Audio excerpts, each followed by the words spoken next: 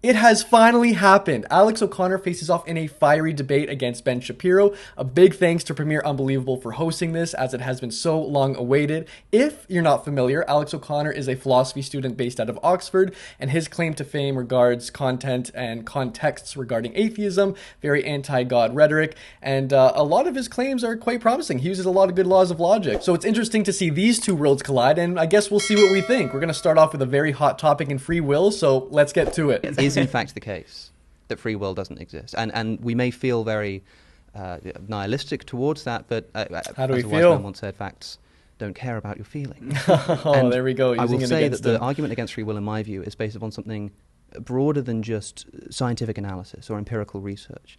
Rather, we can build an argument, I think, from a law of logic, the proposition that P must either be true or false, and it can't be both, it can't be neither. It has to be one or the other. Now, this law of the excluded middle, one of the foundational precepts of philosophy, we can simply ask a question of any kind of mental activity, and this will be regardless of whether it's material or immaterial. That's what makes this a crucial. Here are these logical arguments. An important one, the pertinent one, is that you can ask if that mental activity, is it determined or is it not? That is it determined by anything else, or is it completely undetermined by anything? If it's undetermined by anything, then it's random, and you're by definition not in control of that which is random. If it's determined by something, then it's either determined by something further inside your mind or inside your brain or indeed inside your soul, or it's determined by something external to your brain. If it's determined by something external to yourself, I should say yourself rather than your brain here to rid this conversation of any implicit materialism, exterior to yourself, if that's what's determining the action, then clearly you're not in ultimate control of that action. If it's something inside of yourself somewhere, then all you do is push the problem back and you ask the question again, is that thing determined or is it indeterminate? So indeterminate, it's random. Determined, you keep going back until you either terminate in something outside of the self, something, or I suppose something undetermined and therefore random, either of which you are completely out of control in. If you say that it terminates in something like a soul, people like to do this. They say, well, look, with a religious philosophy, we have the benefit of introducing a soul. That doesn't solve anything. Because you still need to, it's not a matter of having to explain the mechanism by which the soul brings about actions. That may well be a mystery.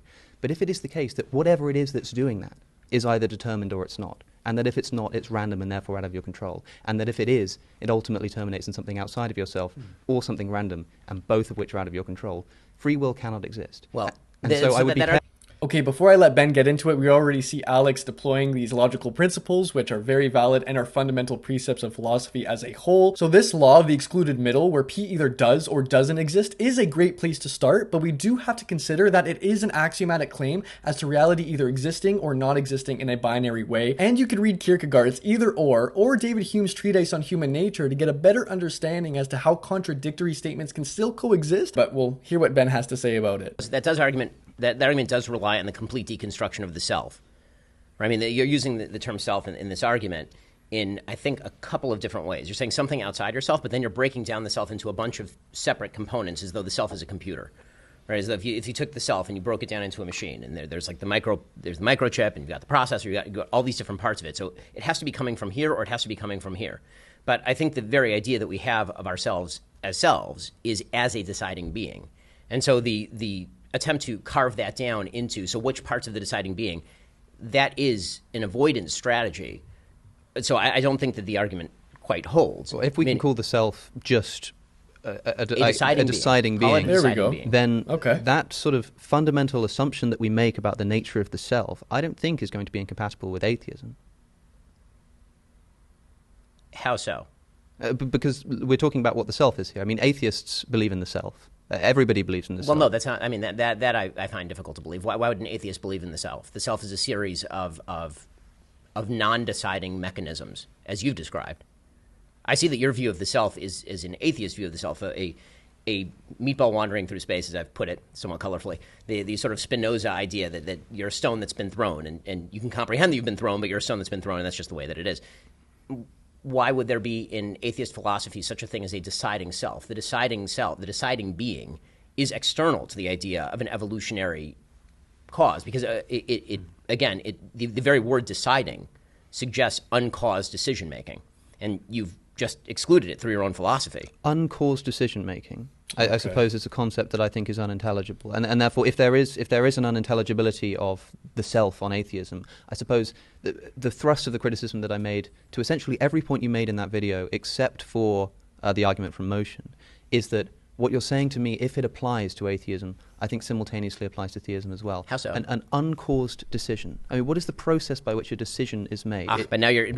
How do we think decisions are made? As you can see, just to kind of break this down very slightly, Alex over here is saying that an uncaused decision is merely implausible because whether it's determined by you or not is still caused by something outside of yourself or the self that they're referring to, this abstract sense of self, right? Whereas Ben is saying, well, there is this moving factor. You could call it like the first mover if you're looking at Aquinas' argument for God, teleological argument for God, that you do have this mover within inside of yourself that allows you to carry forth your actions throughout your will, and you have this sentience, this awareness that allows it to push forward regardless of any outer circumstance or inner circumstance, like biological chemistry, right? So I think this is where you start to see the friction between the two. It's very interesting that they've actually brought it down to the sense of what it means to be a self, because I think this is where the abstraction lays, and I think this is also where the answer lays in terms of how we view our decision making. Like, can our self perpetrate our own biological systems to then take over and take control of its own decisions regardless of what's happening inside, or again in an external environment, right? So let's let them keep at it, but let's think about what it really means to be a self and how that self influences our decisions moving forward in the world. You're falling into the same sort of argument that I excluded at the beginning, which was, I said that the beauty of religion is that there's a bunch of stuff I don't understand.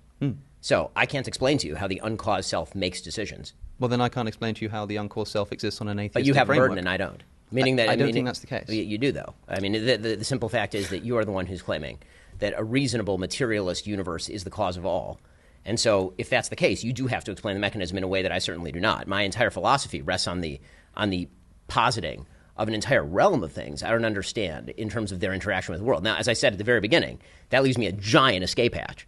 I'm not going to pretend that that's not a giant escape hatch. It acts in practice as a giant escape hatch. It also tends to act as a fundamental principle of faith, right? Again, in every moral realm, right? When we get to the problem of good and evil, right? One of the big questions is, well, how can God allow evil to take place in the world?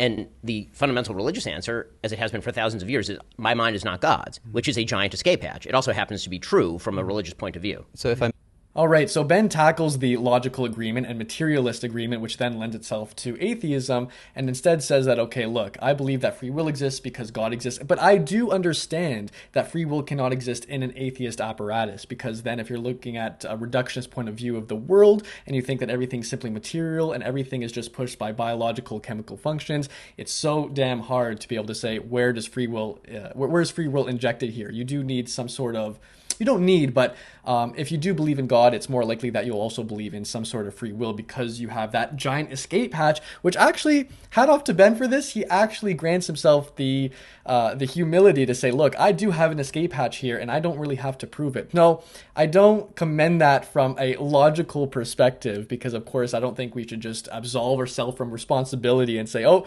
this is all over here, I'm appealing to mystery, which I believe is what Alex is going to talk about here in just a moment. But this is the one thing that I have quarrels with when it comes to the hardcore materialist atheist argument, is that just because we have what we observe and are using our human logic and we cannot see exactly where the abstractions such as free will can exist, therefore we make a claim that it doesn't exist. I find that to be quite a hubris claim. And the reason why I believe that is because we need to understand, and this goes against their very argument with the very materialist type of argument, is that if they adhere to rational principles, ration itself will understand that it can only go so far, right? Ration will become recursive at a point and say, look, here are my limits. And that is a very rational statement to make, yet they failed to make that statement and instead say, well, wherever my wall is, that's where the world stops. And that's what it seems like, at least. And that's what I tend to say, let's actually push the envelope a little bit further into the abstract realm, because I think that that's where so much of the universe also exists, whether it be God or not. Very, very fascinating to see them come together in this way. But again, I do want to introduce this concept of external principles, which I know Ben has talked a lot about, where there are so many external principles or abstractions, and this is getting into what I'm even very passionate about in the realm of philosophy, is that there are these external principles, there are these external values that are outside of this palpable materialistic nature, even such as consciousness, love, language. Like these aren't necessarily located, they're abstractions, and yet these abstractions pervade our everyday life and inform how we act. So if we just take that lineage of thought and carry it forward, I'm not saying or even claiming that there is a God, but what I will say and grant in Ben's argument here is that there is something external, maybe mysterious, maybe not, that does inform who we are, rather than just the reductionist materialist view, and you see that everywhere around us. So I'm very curious to hear what you think about it. Maybe it's you have a huge rebuttal to that, and that's great. Let's keep the conversation going. That there are two sort of escape hatches here. There are two appeals to mystery. Two now. And it seems to me that what you're saying is something along the lines of my simple appeal to mystery here is disallowed in the way that you're allowed to appeal to this mystery, because I'm the one making the claim. I think that not because I'm the one making the claim, but because I'm the one with the burden. In the context of this discussion, sorry, I'm missing the who's the you and who's the I in yes. a sense, but yes. Oh, very, very quickly. So Ben is saying that Alex has the burden because he's making the claim that there is no free will. That actually sounds pretty feasible. I could actually get behind that, because if you're the one saying that my ration is taking me so far, and I will say that therefore free will does not exist, you do have the burden in some way to claim it, to almost prove it, whereas Ben doesn't have to have that luxury to be able to prove the existence of God, because he understands that the reason will only take him so far, and that there is a sense of mystery, there is an allure outside of the human condition that again informs our decisions, informs our behavior, and that we can't control, we can't even see, we're not aware of. But again, this cannot be a way for us to just absolve ourselves from responsibility. Again, I am saying let's look further into it, and maybe our reason can somehow poke through. So there is a way these can coexist, possibly. I see what you mean. I'm speaking for myself there. Sorry.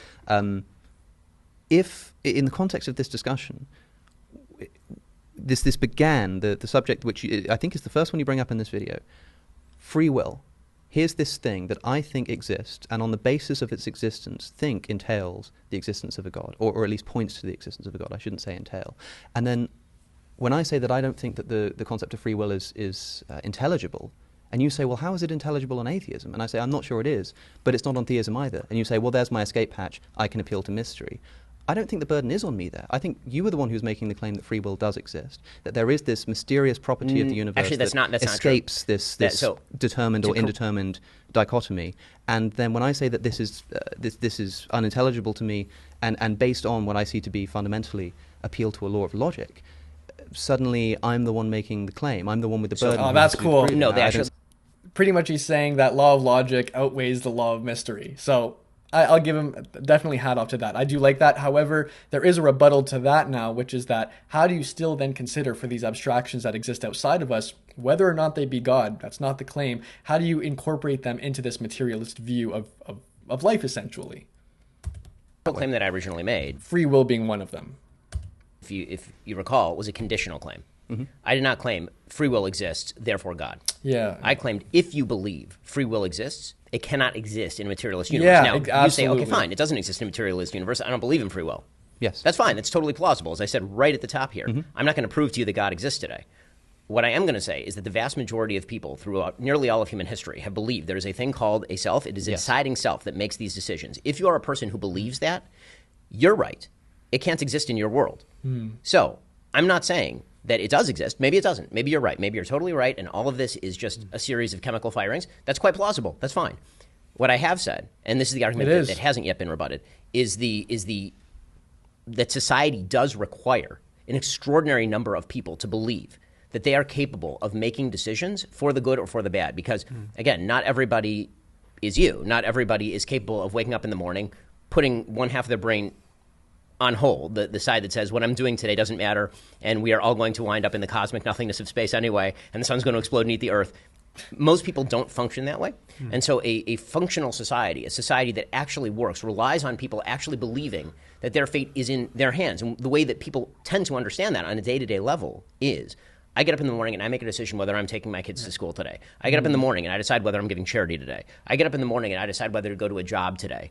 Because the truth is that for a huge number of people, and I would say this is true for not virtually all, many, I would say the majority of people, if they were informed since the time they were small that their decision-making process does not exist. There is no decision to be made. Whatever's going to happen is going to happen.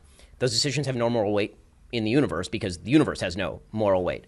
There is no way to create a functional society on the basis of these premises. Not bad. There may be a Platonic world where philosophers can think about this in the gardens of their imagination and feel great about it. Yes, But that's not do actually it. how society functions, not for children, not for teenagers, not for adults. Yes. And we're going to go on and talk about that in the... Don't mean to interrupt the host. Hat off to him as well. He's a stellar moderator. But very interesting. So now a third party has been involved. And this third party is, okay, let's put aside the argument whether or not free will does exist. How does a society operate if they believe free will exists or does not? And Ben is now making the argument saying, at least if people believe they have the volition to take their kids to school, to eat healthy, to act on their passions and self-actualize, it is quite important that they do believe they have this sense of free will, whether or not it exists. So now we have taken it to the practical realm. So we can live under the illusion that free will doesn't exist, but still act as if it exists, and therefore that will yield better outcomes. And then the argument that comes in is, well, because it promotes better outcomes for our evolution and survival, is that then a marker that it actually maybe that free will might actually exist because it allows the universe's incumbents to succeed? And I think it's fair to say that the universe favors expansion and evolution, and there's the symbiosis between human progress, the human capacity and potential, and that of the universe, right? There's got to be some cohesion between humans and the universe because at the end of the day, we are beings of the universe, right? So very fascinating stuff, and I do really admire how Alex is continuing to push the narrative of logic because I do think that we need more of that in society, and we do need to build models around how we think and how we operate that aren't always abstract, right? Because sometimes the abstract isn't always practical, and that's where logic and reason steps in and says, okay, let's build a model for us to understand how to cooperate within ourselves. And even if it's not 100% effective, or it isn't even 100% congruent with the universe,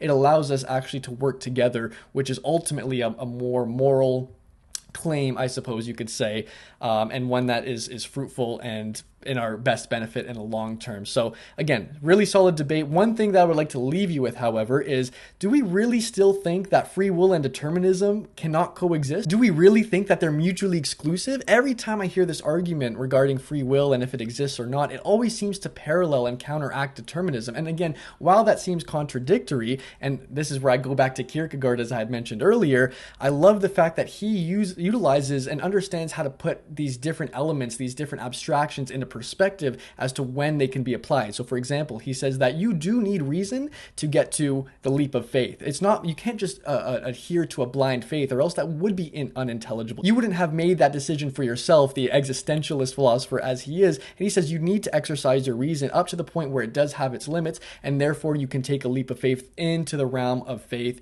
and the abstract. And in his route, it did lead to God, but it does not mean it has to. And I think we need to get rid of this this mental conditioning we have that if you look into the abstract realm, it therefore means that you are automatically religious and adhere to all religious doctrine. That's not necessarily the case. Instead, if we start looking at free will as something that can operate in some modes of functioning and not in others, I think we'll come up with a better and more cohesive definition as to, okay, these things in this realm, maybe our primal senses are very much determined, but because consciousness has this elevated and emergent quality, maybe free will exists somewhere in there, right? So again, it doesn't have to counteract, it doesn't have to be a battle. So what do you think about that question? Can free will and determinism coexist? And if so, how exactly? Thank you so much for hopping in. Please like and subscribe if this provided any value to you at all, or if it even made you think in the slightest. We'll definitely be seeing you on the next one. Thank you so much.